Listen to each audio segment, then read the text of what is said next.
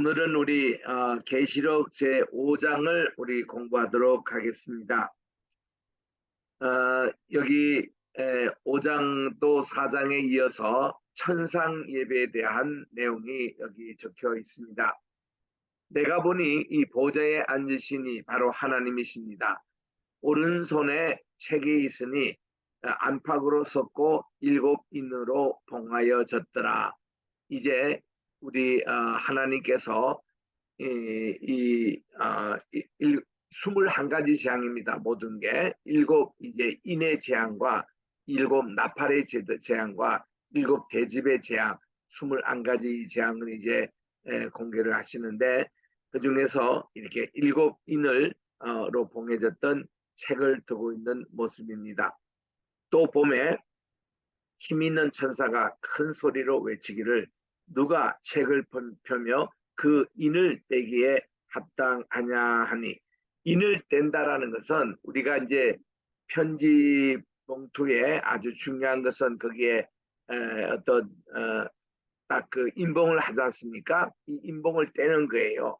이 떼는 것은 누구가 하면은 이 비밀을 아는 분, 또 이 글을 쓰신 분이 이제 떼게 돼 있는데 역시 그 예수님 하나님이시죠. 하늘 위에나 땅 위에 또 땅 아래 능히 책을 펴거나 보거나 할 사람은 없습니다. 피조물은 없습니다. 이 책을 펴거나 보거나 하기에 합당한 자가 보이지 않기로 내가 크게 울었습니다. 그때 장로 중 하나가 내게 말하기를 울지 말라. 이제 사도 요한이 그렇게 울고 있으니까 울지 말라 하며 유다 지파의 사자 다윗의 뿌리가 이겼으니 예수님 말합니다. 이 책과 그 7인을 떼시리라고 말씀하셨습니다.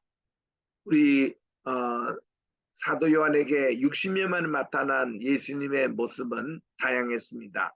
그러나 사실 그 모습은 하나예요.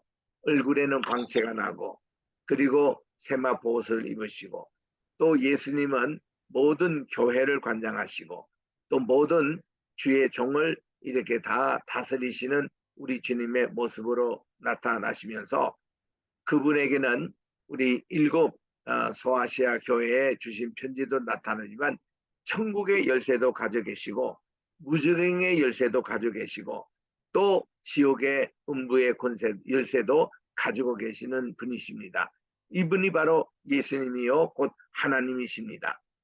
그래서 여기서도 이를 떼신 분도 다윗의 뿌리 예수님, 내가 6절입니다. 내가 또 보니 보좌와 네 생물과 장로들 사이에 어린 양이 있었는데 일찍 죽임을 당한 것 같더라.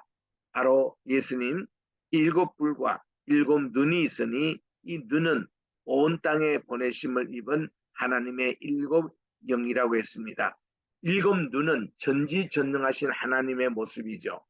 7 뿔이라는 것은 여기 있는 대로 하나님께서 이 올마이티가 이렇게 전능하신 하나님의 모습, 또 전지전능하시는 분, 시간과 공간을 초월하시고 무궁전부터 계시고 무궁후까지 그냥 무궁 그 자체로 존재하시는 우리 하나님의 모습입니다. 어린 양이 나와서 보좌에 앉으신 이의 오른손에서 책을 취하시니 책을 취하심에 네 생물과 24 장로들이 어린 양 앞에 엎드려 각각 금무고가 또 향이 가득한 금대접을 가졌습니다. 이 향은 성도들의 기도드리라고 그렇게 말씀합니다. 제가 참 계시록 공부할 때에 여러 구절의 말씀이 제가 책에 탁 닿았는데 이 5장 8절을 읽을 때도 우리 성서에 보면 향단이 있지 않습니까? 향을 피워 이렇게 하나님께 올려드리는 향입니다. 근데 하나님께서는 이 향을 acceptable, 하나님께서 기뻐 받으신다. 이거를 연락하시는 향이라고 그렇게 얘기를 합니다.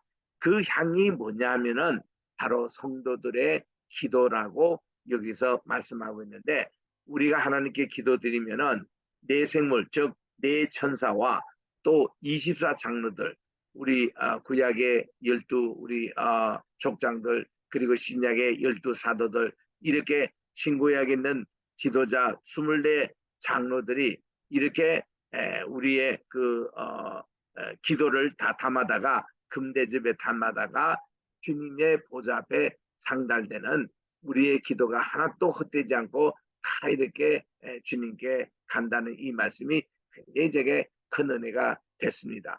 그부터 우리 기도할 때도 항상 이렇게 쓸데없는 기도하지 않고 불신의 기도하지 않고 늘 이것이 금대접에 잡아가지고 하나님의 보좌에 상달된다는 이런 기도로 정말 우리 기도를 신실하게 하게 되는 것입니다. 뿐만 아닙니다. 또 9절에 보니까 새 노래를 노래하여 가로되, 이 새 노래라는 것은 이미 우리가 새벽 기도 시간에 공부했듯이 시편 96편에도 있고 98편에도 있던 새 노래.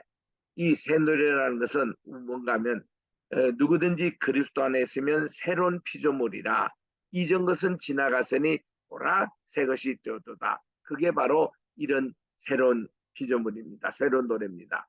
또 계시록 21장 5절에 가보면은 예수님께서 내가 만물을 새롭게 하노라 말씀해 주셨습니다. 여기서 이 새 노래라는 게 예수 그리스도 내 안에 있을 때에 우리가 이 새로운 피조물을 받고 새 노래, 이거를 이제 정말 우리 천상 예배 때 가면 새 노래가 항상 불려지는데, 이렇게 해서 책을 가지시고 그 인봉을 떼기에 합당하시도다 하고 예수님께서 이 인을 하나씩 이제 떼어 주실 것을 말씀합니다. 일찍 죽임을 당하사 각 족속과 방언과 백성과 나라 가운데서 사람들을 피로 사서 하나님께 드리시고, 우리 주님께서는 교회를 위하여 보혈의 피를 흘려주시고 값을 치르시고 교회를 사셨습니다. 우리 성도들의 모든 한 영혼을 구원하시기 위해서 우리 주님께서는 보혈의 피로 우리를 값주고 사신 분이 우리의 모습입니다. 그래서 이렇게 해서 피로 사서 하나님께 드리시고 저희로 우리 하나님 앞에서 나라와 제사장을 삼으셨으니 저희가 땅에서 왕노릇 하리로라고 하셨습니다. 여기 이제 앞으로 있을 천년 왕국의 우리의 모습을 말씀하고 있는 것입니다. 11절입니다. 내가 또 보고 들으니, 지금 이 사도 요한은 이렇게 하나님께서 앞으로 일어날 일들을 이렇게 쫙 영상 필름식으로 미리 보여주시는, 하나님의 디자인을 미리 보여주시는 것인데, 천상예배에 참석해서 이렇게 앞으로 있을 이 모든 일을 지금 보고 있는 겁니다. 보좌와 생물들과 장로들을 둘러선 많은 천사의 음성이 있으니 그 수가 만만이요 천천이라. 천사의 음성, 우리 천사의 음성은 우리 지극히 높은 곳에서는 하나님께 영광이요 땅에서는 평화요 또 사람들에게는 선의도라 하는 누가복음 2장 14절 말씀과 이렇게 천군 천사의 합창으로도 들리고, 또한 군대의 모습으로도 나오고, 또 지금 있는 대로 예배에서 하나님을 수종하며 예배를 이렇게 돕는 그런 어떤 천사들의 음성이 있습니다. 큰 음성으로 가로되 죽임을 당하신 어린 양이 능력과 부와 지혜와 힘과 존귀와 영광과 찬송. 자, 여기서 7가지 나오죠. 능력, 부, 지혜, 힘, 존귀, 영광, 찬송, 이 7가지입니다. 이거를 받으시게 합당하시다고. 이게 이제 천상 예배 때의 만군의 천사의 그런 합창의 그 가사 내용이 바로 그렇습니다. 우리 핸델의 메시아 그 오라토리아에 보면은 우리 맨 끝에 곡이 이제 죽임 당하신 어린 양, 그렇게 나옵니다. 바로 이 구절 나오죠. 그래서 우리 주님께서 이렇게 나오고서는 아멘송으로 끝나는 것이 핸델의 메시아의 오라토리아 클라이막스 부분인데, 정말 이 내용이 얼마나 좋은지 모릅니다. 13절입니다.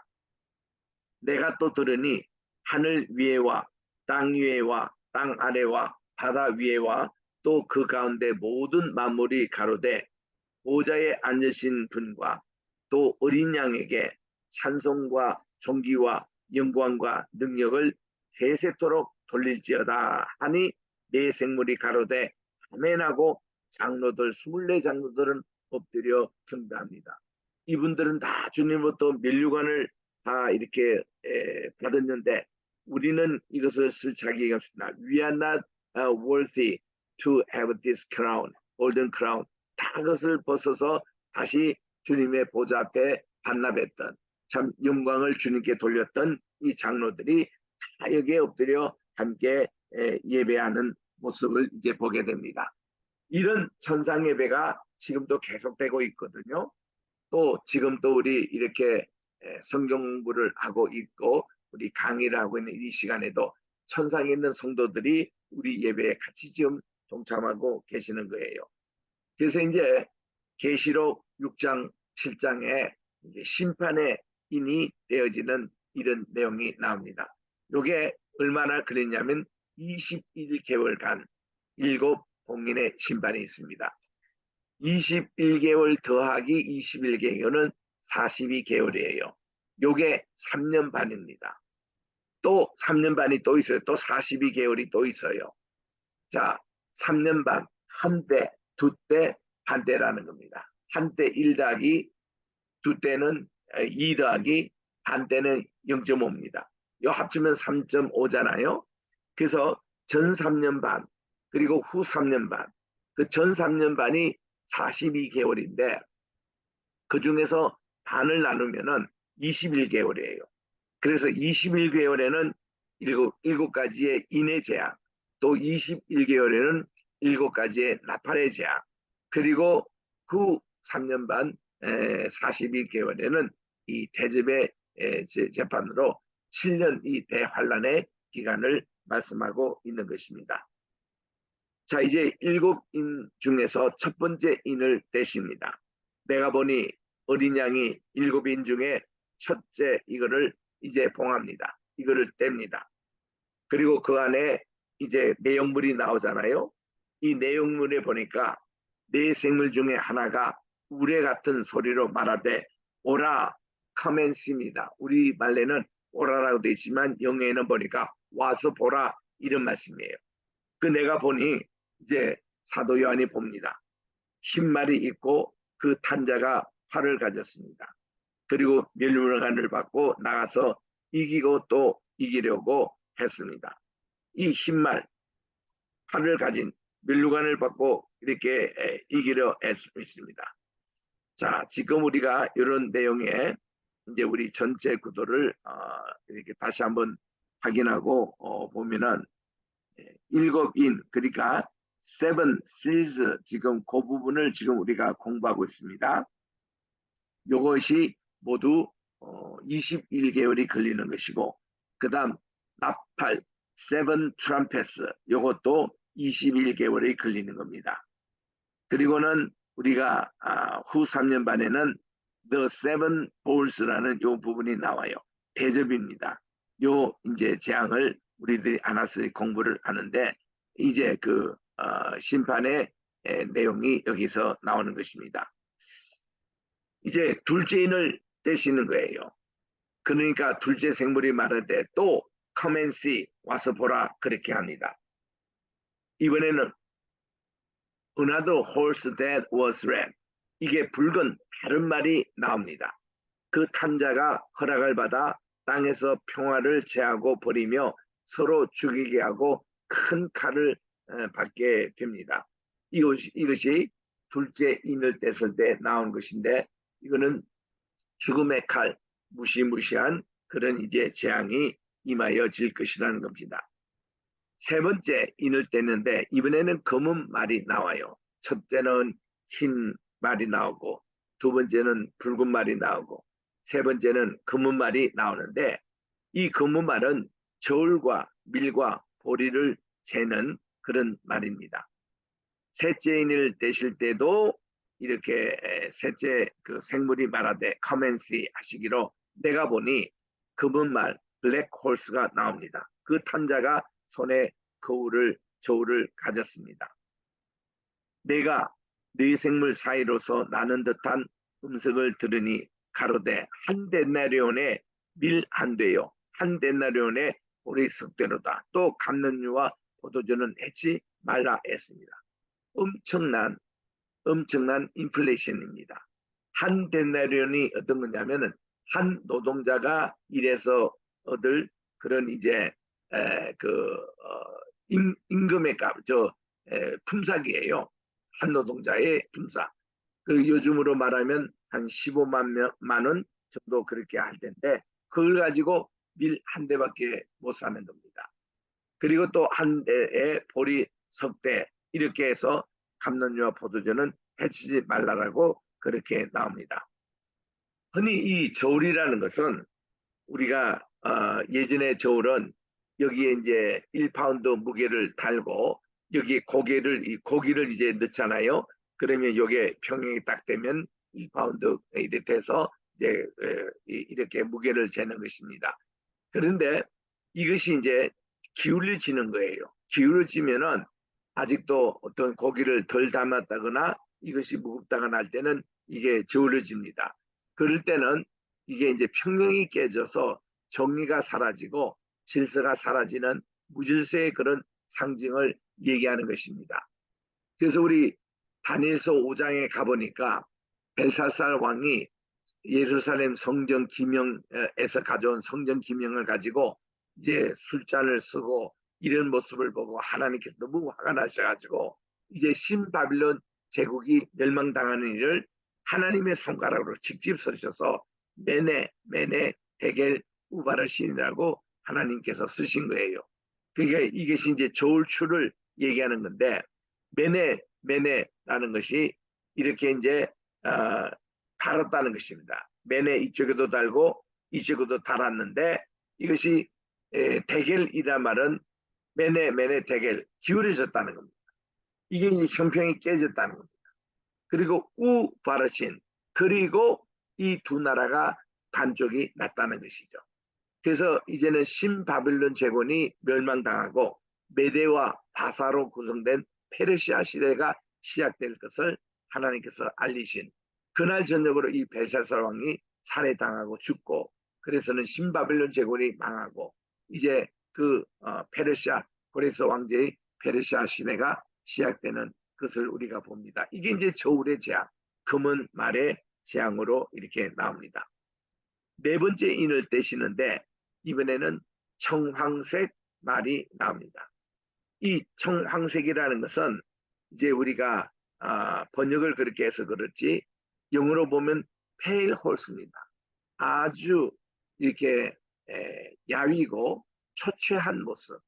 그러니까 이거는 사람이 죽을 때의 시신의 색깔이에요. 사람이 죽을 때에.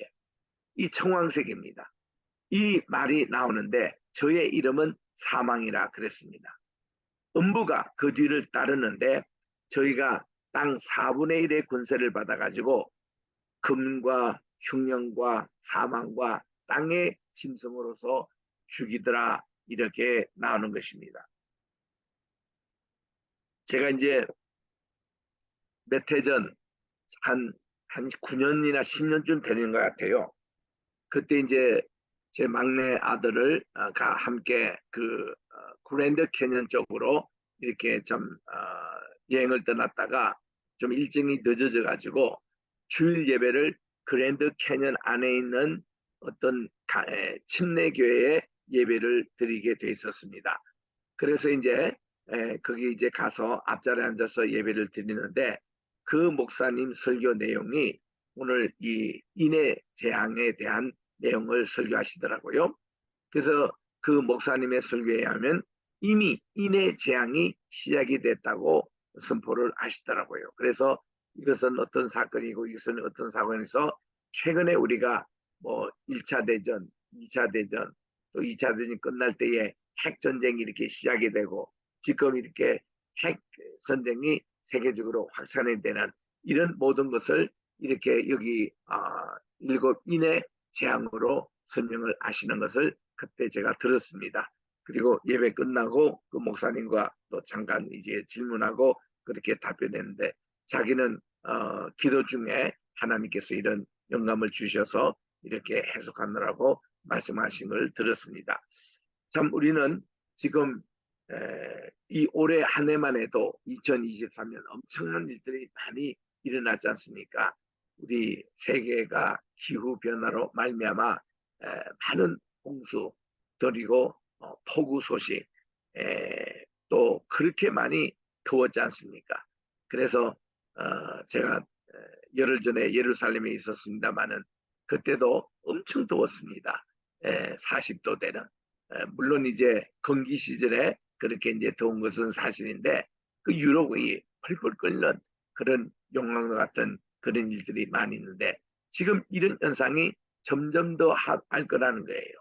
이번 겨울에도 엄청 춥거나 또 많은 어떤 지각의 변동 또 생태계의 변화 이런 것이 예상이 되는 것이 미래학자들의 이제 추측이고 예정인데 하나님의 이 심판에 이것이 이미 시작됐다고 보는 것이 맞는 것 같아요. 그리고 구절에 보니까 다섯째 인을 떼십니다. 이때 하나님의 말씀과 저희들의 가진 증거를 인하여 죽임을 당한 영혼들이 제단 안에 있습니다. 그리고 큰 소리로 불러 가로되 거룩하고 참되신 대주제여 땅에 거하는 자들을 심판하여 우리 피를 신원하여 주지 아니하시기를 어느 때까지 하시렵니까 하고 이렇게 정말 말씀하고 있습니다.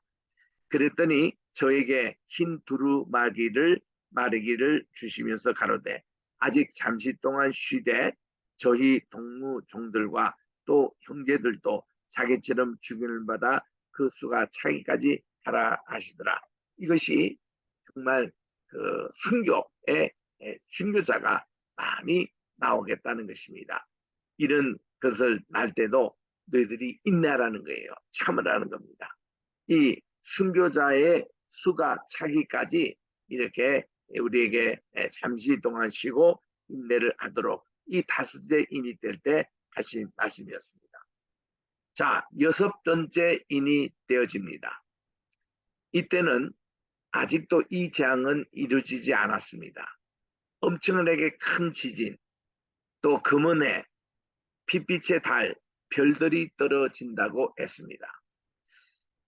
제가 미국에 처음 간 것이 41년 전에 갔습니다. 물론 고전에 동부에도 잠시 들린 바 있지만 제가 이제 미국과 사이에 사는 그것이 41년 반 전에 캘리포니아에 도착을 해서 그 LA 공항을 통해서 그때 갔던 곳이 요즘으로 말하면 오렌지 카운티에 갔어요. 이제 거기서 우리 김영재 장로님 지금은 돌아가셨습니다만은 장로님 댁에서 한 달 정도를 유했습니다. 그때에 장로님이 설명하시기를 LA는 지진이 워낙 많이 나가지고 모든 건물이 지진에 그 맞게 다 지어졌다는 거죠. 그래서 같은 지진이 나더라도 일본이나 캘리포니아에서 난 지진은 피해가 그렇게 크지 않는다는 겁니다. 그런데 이런 같은 지진이 예를 들면 칠레도 일어났어요. 또 투르키에 지금 옛날에 그 터키 거기에도 일어났습니다. 엄청난 피해가 왔어요. 이런 피해가 방진, 이 지진을 이렇게 그 대비하는 건물 짓는 데는 덜 난다는 겁니다. 그런데 그때 벌써 41년 전인데도 빅뱅이 온다는 거예요. 큰 지진이 난다는 겁니다. 그래서 우리가 다 긴장을 하고 있었거든요. 1989년도인가 그 노스리지라는 곳에 캘리포니아 바로 북쪽에 큰 지진이 났습니다. 그때에 샌프란시스코에서 월드 시리즈 이 야구의 이제 마지막 이 챔피언을 뽑는 이 내셔널 리그와 아메리칸 리그 사이에 이게 경기를 하고 있었는데 이게 갑자기 그냥 경기장이 흔들리고 야구 경기가 캔슬되고 그리고 보니까 고가 도로가 막 휘어지고 샌프란시스코에서 난리가 났습니다. 이런 지진이 와도 아직 빅뱅은 오지 않았다. 그런 것이 진단이었어요. 제 연세대학교에 그 선배님이 되시는 분이 과학자입니다. 그분이 뉴욕 근처에서 근무하실 때에 그분은 전공이 세계적으로 지진 나는 이거를 예상하고 또 이렇게 경고하고 지진에 대한 그 이렇게 자꾸 여진이 나는 것에 대한 연구하는 분이었습니다. 이분 얘기를 들어보니까 이 뉴욕 그쪽 그 동부 지역도 마찬가지고 서부 지역도 빅뱅이 온다는 신호가 여러 개 잡힌대요. 환태平洋 지역에도 자꾸 이렇게 화산이 폭발하고 또 이렇게 지진이 여기저기서 이렇게 산발적으로 나고 이렇게 나는 그런 현상이 있는데 이게 이제 전부 다 빅뱅이 온다는 겁니다. 지금 그게 여섯 번째 이 인을 얘기할지도 모르겠습니다. 이 큰 지진은 지금까지 인류 사회에 없었던 엄청난 큰 지진이 내리고 또 해가 검어진다. 그러니까 이거를 완전 일식이라고 그러잖아요. 그 일식에서 이거 다리 이렇게 가리면서 완전히 잠식했을 때 이거를 완전 그런 일식이라 그러는데 인류사에서 세 번이 있지 않습니까? 그 10가지 재앙에서 마지막 9번째 재앙이 바로 그런 재앙이었고 또 이제 예수님께서 십자가 달리실 때에 정오 12시부터 오후 3시까지 완전 일식이 일어났습니다. 요소와 장군이 또 이렇게 전쟁을 할 때도 이런 일들이 일어났습니다. 그런데 이제 마지막 여섯 번째 인을 떼실 때에 이거 완전 일식은 이거는 뭐 몇 시간 정도 단위가 아니라 오랜 시간 동안 태양의 빛을 잊어버리면은 그 태양에서 나는 빛과 열과 에너지가 마비가 되는 그래서 이 태양계 은하계가 큰 혼란을 초래하는 그래서 이게 달의 빛도 이제 그 피의 색깔로 변하고 많은 별들이 떨어지는 이런 재앙이 아직도 있지 않습니다. 13절에 보니까 하늘의 별들이 무화과 나무가 대풍에 흔들려 선과실이 떨어지는 것 같이 바람에 팍 물리면 많은 이제 막 열매가 떨어지는 것 같이 땅에 떨어지며 하늘은 종이 축이 말리는 것 같이 이렇게 떠나가고 각 산과 섬이 제자리에서 옮겨지는 엄청난 혼란의 때가 온다는 것입니다. 이거는 노아 홍수 이후에 오늘날처럼 생긴 5대양 6대주 여기에서 대혼란이 이렇게 되는 것입니다. 이제 앞으로 있을 천년 왕국과 새하늘과 새 땅에서는요. 그 노아 홍수 이전에 온 세계가 땅이 하나였잖아요. 5대양 6대주가 없어지고 온 땅이 다시 하나가 될 겁니다. 그 이런 현상이 이런 큰 지진을 통해서 일어나고 있는데 이것이 이제 여섯 번째 재앙으로 나옵니다. 진노의 큰 날이라고 했어요. 15절에 보니까 땅의 임금들과 왕족들과 장군들과 부자들과 강한 자들과 또 각 종과 자주자가 이게 굴과 산 바위 틈에 숨어 이 산과 바위에 이르기를 우리 위에 떨어져 보좌에 앉으신 이의 나세서와 어린 양의 진대에서 우리를 가리우라. 이거를 우리 가려달라는 겁니다. 그들의 진노의 큰 날이 이르렀으니 누가 능히 서리요. 아무도 이런 큰 재앙 앞에 살아남을 자가 없다는 것입니다. 이때에 7장에 갑니다. 이 일 후에 내가 네 분의 천사가 땅 네 모퉁이에 선 것을 보니 땅의 사방에 바람을 붙잡고 바람으로 하여금 땅에서나 바다에서나 각종 나무에 붙지 못하게 하더라. 그렇게 말씀합니다. 이게 다 여섯 번째 인에서 지금 나오는 거예요. 그리고 일곱 번째 인 나오잖아요. 그거는 그 자체 재앙보다도 그 다음 재앙인 일곱 나팔 재앙이 시작하는 그 기점을 아는 것이 일곱 번째 인이기 때문에 가장 이 인의 재간에서 큰 것이 여섯 번째 이 재앙입니다. 이거는 아직도 인류 사회에 오지를 않았습니다. 2절에 보니 다른 천사가 살아계신 하나님의 인 The Seal of a Living God 이것을 가지고 해 돋는 데부터 올라와서 땅과 바다를 해롭게 할 권세를 얻은 네 천사를 향하여 큰 소리로 외칩니다. 우리가 우리 하나님의 종들의 이마에 인치기까지 그 땅에나 또 바다나 나무나 해야지 말라 하더라 그랬습니다. 우리는 모든 사람이 이마에 인을 받게 되어 있습니다. 하나님의 인이냐 사탄의 인이냐 짐승의 인이냐 이 두 가지 종류. 하나님의 인을 받고 하나님의 그 도장을 받는 자, 지금 인재앙이잖아요. 도장의 재앙인데 이게 하나님의 인을 받는 것이 무해되냐? 많은 이제 학자들이 그런 설명합니다. 우리 성신님을 받을 때에 그때 우리 성신으로 인해서 중생이 되고 또 우리가 정말 그 하나님에게 새 생명을 얻은 그 자체 우리 심장에 있는 그 어떤 재앙이 하나님의 일이라고 설명을 합니다. 또 어떤 분은 진짜 이 이마에다가 하나님의 도장 인친자만이 천국에 들어갈 수 있으니까 그렇게 또 이제 설명하는 분들도 있습니다. 그래서 우리는 13장에 나오는 짐승의 도장 인을 받지 말고 하나님의 인을 받는 그런 이제 구원받은 백성. 이게 이제 내가 인 맞은 자의 수를 들으니까 이스라엘 자손의 각 지파 중에 인 맞는 자가 14만 4천으로 그렇게 집계되는 것을 보았습니다. 요거는 이스라엘 백성들에게 하는 이들이 하나님의 인을 맞은 자들이 14만 4천이 되는데 보세요. 유다 지파 가운데 인 맞은 자가 1만 2천 명입니다. 루벤 지파 가운데 1만 2천 명. 갓 지파가 또 1만 2천 명입니다. 아쉘 지파가 1만 2천 명. 납달리 지파가 1만 2천 명. 므낫세 지파의 1만 2천 명이에요. 원래 구약 시대는 므낫세 지파의 반 지파는 요르단강 동편에 있고 반 지파는 서쪽에 땅을 배봤는데 마지막 때는 므낫세 지파 같이 반 지파가 없고 같이 한 지파가 됩니다. 그 다음 시몬 지파 두 번째 아들 시몬 지파 중에 1만 2천 명. 세 번째 아들 레위 지파 중에 1만 2천 명. 그리고 이사갈 지파 중에 1만 2천 명. 또 스불론 지파 중에 1만 2천 명. 요셉 지파 중에 1만 2천 명. 베냐민 지파 중에 1만 2천 명에서 12지파가 임마는 숫자가 쭉 나옵니다.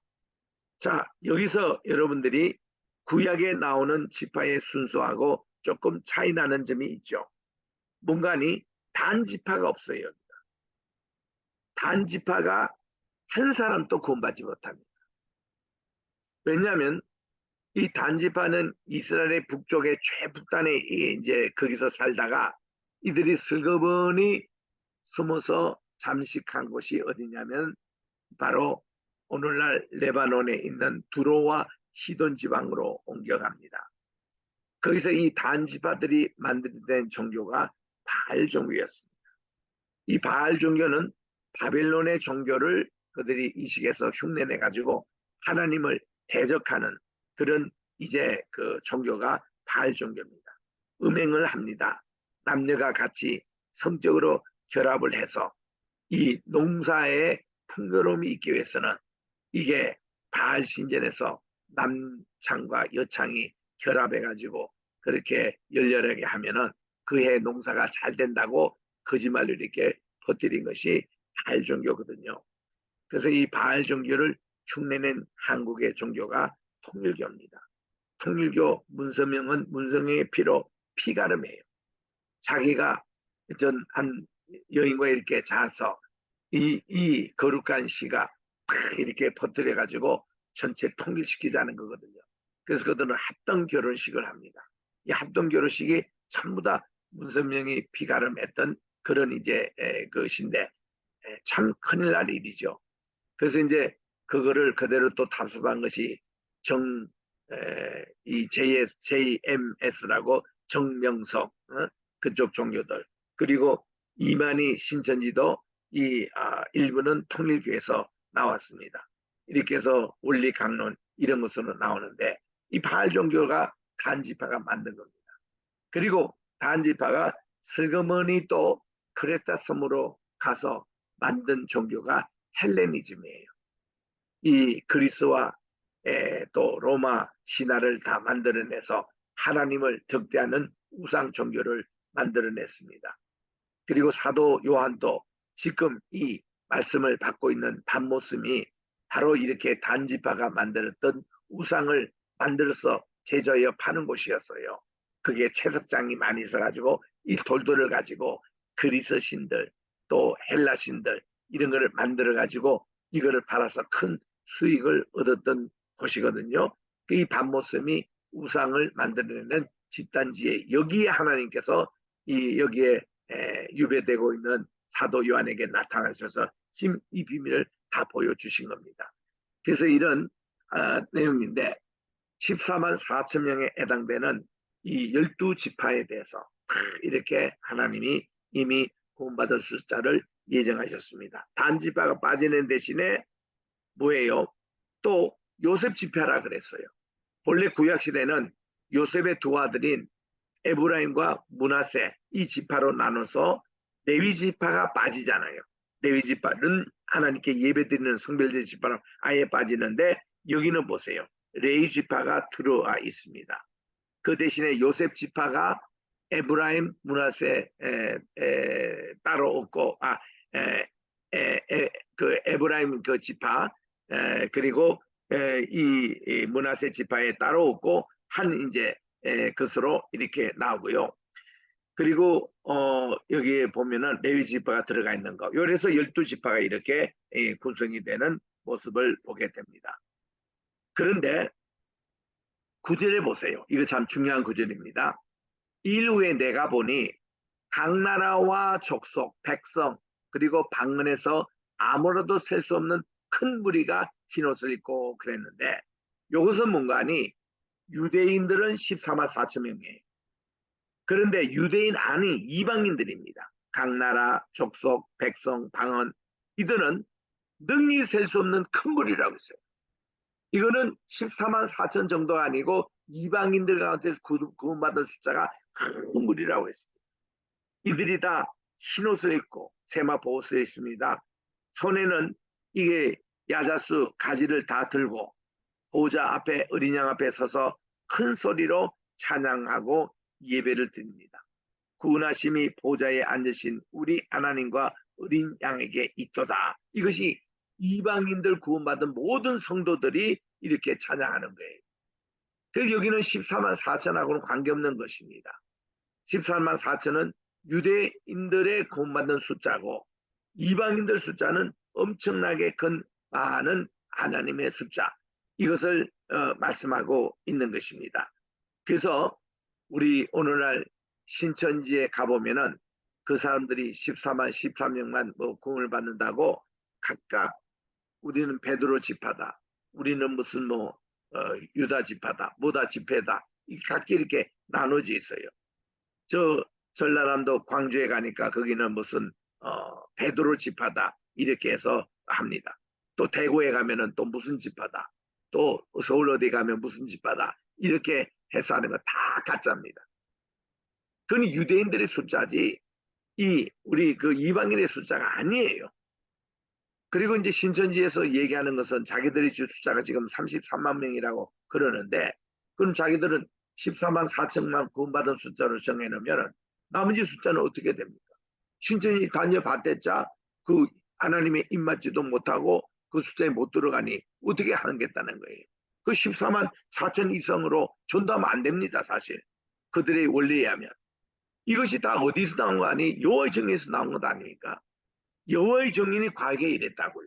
13만 4천의 실수를 정해놓고 그게 이제 구원받는. 그런데 오늘날 여호와의 정인의 숫자가 얼마나 많습니까?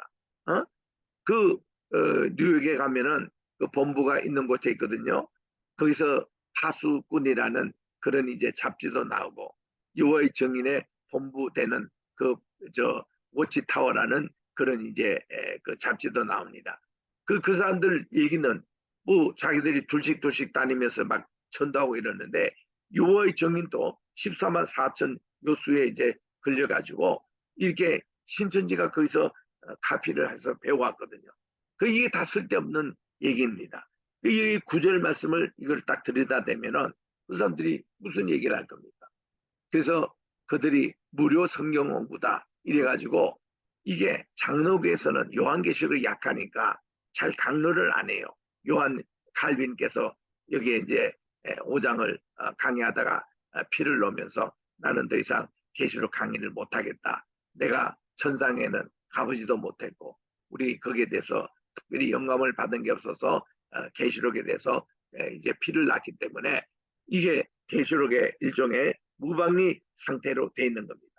이런 것을 신천지가 무료 성경 공부로 계시록을 가르쳐 준다고 이렇게 들어와 가지고는 우리 그 계시록 1장 7절에 나오는 구름을 타고 온 인자 이런 개념에서 이 이만희가 보혜사라고 이렇게 등장하고 가짜 그런 이제 재림주로 이렇게 이제 가르치면서 이렇게 많은 신도들을 이렇게 뽑는데 그 신천지는 특징이 절대로 예수 전혀 믿지 않는 사람을 전도해 가지고 신천지 되는 경우가 별로 없습니다.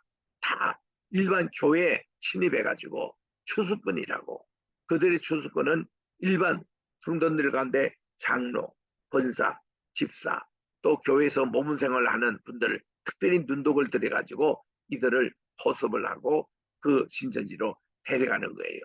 그리고 또 목회자 사모에게도 접근하고 목회자 사모를 무너뜨리면은 목사님까지도 넘어가는 이런 경우가 있습니다. 그래서 신천지가요 한때 우리 대한민국 큰 교회는 다 이게 진입했고 또 작은 교회도 신천지가 다 이렇게 접근해 가지고 교인들을 포섭합니다. 이 전도의 방법이고 이거는 신천지 아주 못 당합니다. 그 사람에게 꼭 필요한 것을 가지고 딱 해서 이 사람이 돈이 필요하면 돈으로 이 사람이 기술이 필요하면 기술로 공부가 필요하면 공부로 또 무슨 뭐 어떤 것이든 명예가 필요하면 명예로 접근해 가지고 그 사람을 싹 긁어매 가지고 이제 자기 편으로 만들어서 관계성에서 그물방에서 이렇게 헤어나지 못하도록 그렇게 하고 있는 것이 신천지의 모습이에요. 우리가 이런 걸 아는 것은 거기서 핵심 간부로 다 일했던 사람이 뛰쳐나가지고 하는 그거를 우리가 다 들었습니다. 그래서 이분들이 신천지에 빠진 자를 어떻게 이제 구원하느냐면은 자기들도 신천지처럼 이렇게 뭐 공부가 있더구만요. 6개월 이제 공부를 훈련을 받고 고담 단계 공부가 이렇게 있습니다. 한 3년은 해야 된다고 그러더구만요. 그런 거를 다 해요. 이렇게 신천지에 있는 사람을 구원하기 위해서. 그러면은 신천지 이 성도들에게 자기들이 쓰는 용어로 접근합니다. 또 그걸 이제 자기들이 알고 있는 교리로 접근해요. 그러면은 이분들이 우리 편이다 이렇게 생각해서 잘 사귀다가 신천지에 빠졌던 역순으로 이들을 끄집어내서 신천지에서 해방시키는 그런 경우를 많이 성공을 했습니다. 좌우지간 쉽지 않더라고요. 쉽지 않아. 이단에 이렇게 쫓겨는 사람, 이분들이 이렇게 이 지금 나오는 이런 내용들 가지고 자기 멋대로 해석을 해요.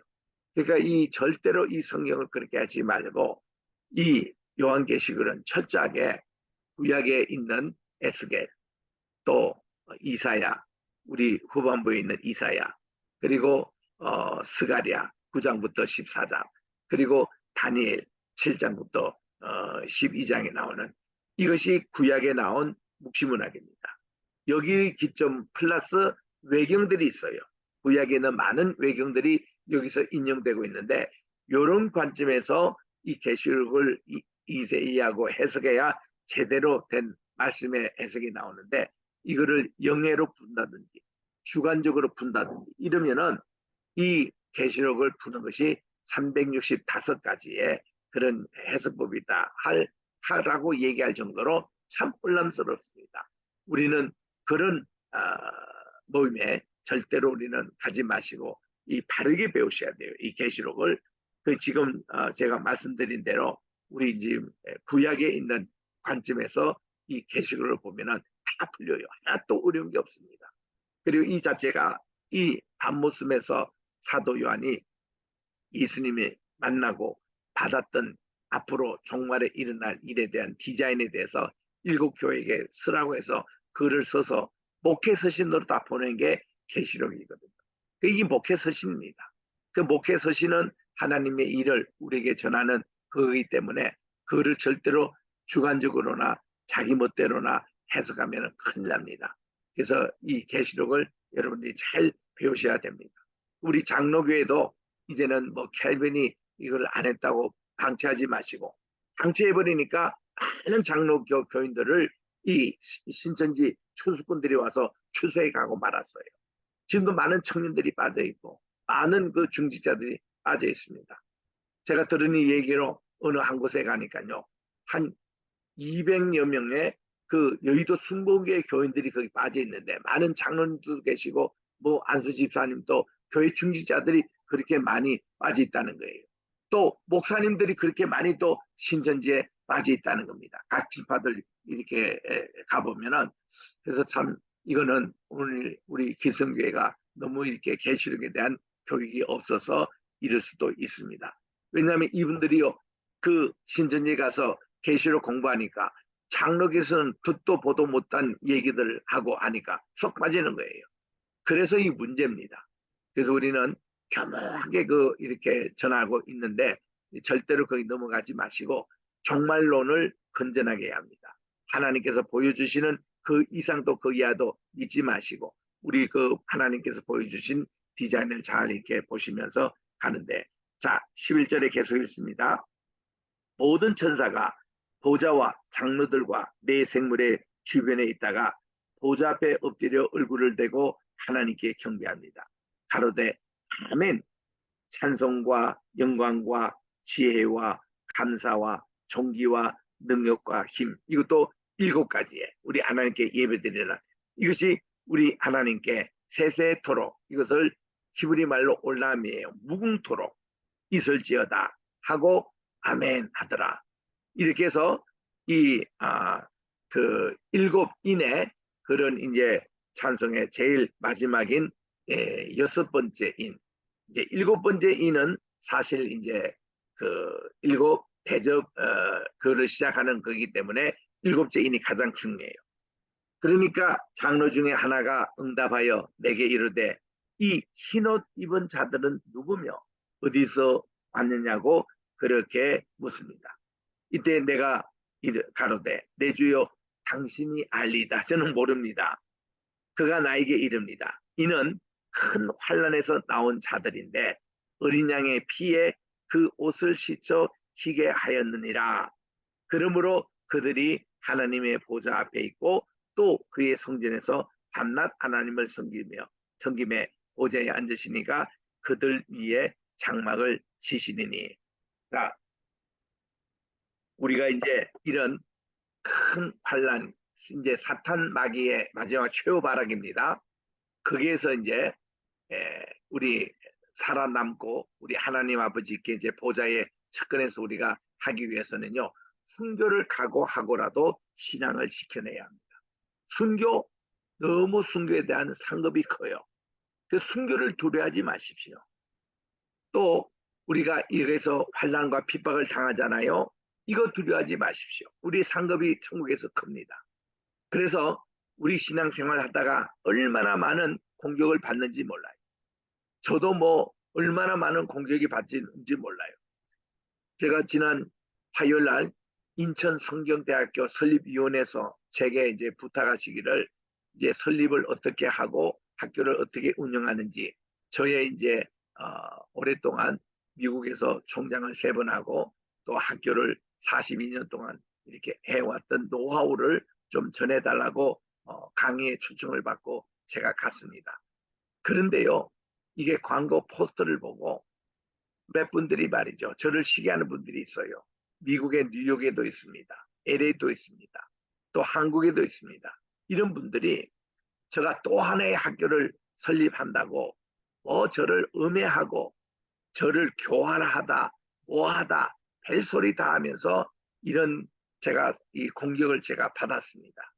여러분들 지금 떠 있는 동영상 보시면 알지만 내가 그거 하기 배후 전후에 얼마나 많은 또 영적인 이런 공격을 받은지 몰라요.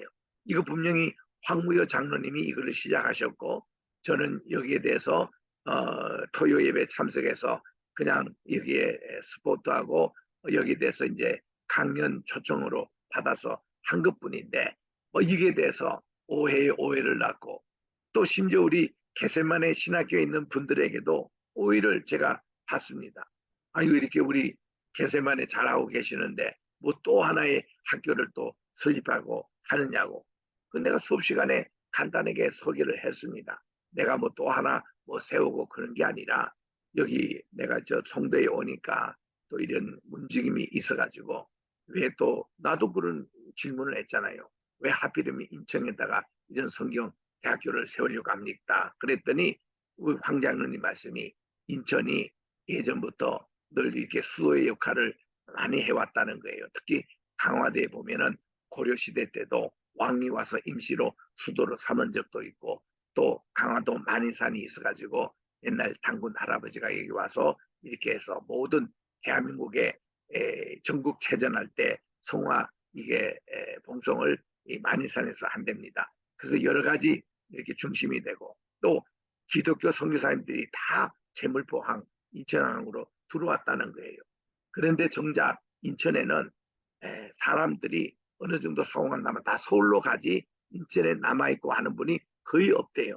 그래서 인천에는 뭐 장신이나 총신이나 백서 이런 신학교가 없고 여기가 이제 그런 무풍지대여 가지고 여기서 정말 제대로 된 신학교 그리고 성경의 가치를 가지고 이렇게 그 대학교를 이렇게 꼭 설립을 해서 앞으로 통일될 한국의 허리 역할 인천 상륙작전도 여기서 이루어지고 모든 강화도 조약이니 무슨 조선과 미국의 통상 조약도 다 인천에서 이루어졌는데 여기서 이 복음이 또 세계적으로 수출되는 뭐 인천 국제공항도 있고 인천 또 이렇게 그 연안부두도 있고 참 이런 특성을 살려가지고 그렇게 하겠다는 그게 저도 동의를 했고 또 필요하다면 우리 개세반의 신학교도 우리 앞으로 세워질 인천 성경학교와 같이 학교를 합쳐가지고 더 큰 대한민국 교육부에서 인정을 받고 또 세계적으로 우뚝 서가는 그런 학교로 발전적인 측면에서 한다면은 우리가 같이 할 수 있다. 그런 얘기들 지금 얘기를 하고 있는 중에 있는 것입니다. 그래서 이런 내용들을 뭐 할 때마다 항상 이렇게 공격이 참 심해요. 그래서 여기도 그래서 우리가 이런 거 올 때도 저는 항상 이런 걸 당했기 때문에 그리고 제가 미주 지역에서 이단 대책위원장을 25년 했습니다. 미주 총연합회 우리 그 교회 총연합회에서 그 정도 이렇게 있다 보니까 얼마나 많은 공격을 제가 받았겠습니까? 그래서 우리 한국에서는 미국에 다른 거는 수출해도 이단은 좀 수출 안 되기를 바랐는데 미국에는요 한국에서 뭐 이단 승인의 사람 다 와서 미국 사회를 흔들고 남미까지 가가지고 흔들고 그렇습니다. 그래서 여기 보면은 뭐 베레아, 김기동, 또 무슨 이초섭 이런 사람들, 또 구원파 이런 사람들, 이명범, 레마 뭐 이런 거, 또 이렇게 그 지금 얘기한 대로 우리 신천지며 또 이런 각종 이단들이 통일교 뭐 여호와의 정이 다 이렇게 뉴욕을 이렇게 오기 때문에 여기에 대해서 우리가 늘 대체를 했거든요.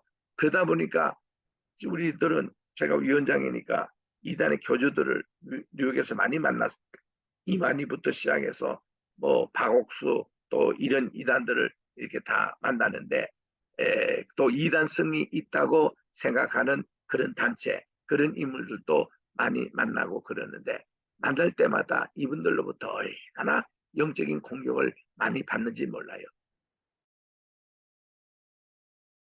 그런데 이런 거 그런 거 받는다고 하지 않으면 누가 이 교회를 지키겠습니까? 그래서 이거를 이제 하기 위해서 많은 힘든 일들을 많이 당했습니다. 심지어는 우리 가족까지 이 사람들이 공격이 들어와요. 새벽 2시에도 막 전화가 오고 우리 교회 찾아와가 새벽 기도에서도 방해를 지키고 이런 사람들이 많았습니다. 그러나 저는 이 계시록의 원리를 알고 하나님의 플랜을 알기 때문에 하나 두려운 것은 없습니다. 그러나 고통스러운 건 고통스러운 거예요. 그 시간도 얼마나 엄청 힘들었습니다. 제가 이번 주간에 얼마나 힘들은지 몰라요. 교회는 교회대로 이사를 하느라고 그렇게 시간도 없는 데다가 또 인천 성리학교 특강 전으로 그 방해들 시기 그 질투가 말도 못합니다. 또 CTS에 내가 매일 기쁘게 출연하면서 그게 또 제가 또 이렇게 출연을 하면서 감정과 또 이렇게 그런 프로그램 또 이렇게 촬영을 했고 그래서 거의 잠자는 시간도 줄여가면서 이렇게 참 지내왔는데 그래서 이 추석을 맞이하니까 저도 조금 쉬는 시간을 가지고 있습니다만은 정말 이렇습니다. 그래서 우리 계시록 공부하면은 이런 내용들이 다 나오기 때문에 우리는 하나도 그게 자 16절 마지막 봅니다. 저희가 다시는 줄이지도 아니하며 목마르지도 아니하고 해나 아무 뜨거운 기운이 상하지 아니할지니 이는 보좌에 앉아 계시는 어린 양께서 예수님이 저희들의 목자가 되사 이게 로이입니다. 여호와는 나의 목자시니 마이 셰퍼드 로이가 돼 주셔서 생명수 샘으로 인도하시고 하나님께서 저희 눈에서 모든 눈물을 씻어 주실 것입니다. 주님이 위로하시고 주님이 바로 이렇게 계시기 때문에 저는 진리의 싸움에 지금까지 이렇게 해오고 있습니다. 참 여러분들도 이 계시록 공부를 바르게 하는 사람에게는 큰 복을 받아요. 우리 앞서도 냈지만 7가지 복이 있을지어다 말씀 나오잖아요. 계시록 공부하면은 큰 복이 임합니다. 잘못 공부하면 큰 화가 임합니다. 그래서 오늘 우리 뉴질랜드 분교에 속한 여러분들에게 정말 큰 복이 임하시기를 바라면서 오늘 강의는 이것으로 마치겠습니다. 아멘. 감사합니다. 감사합니다.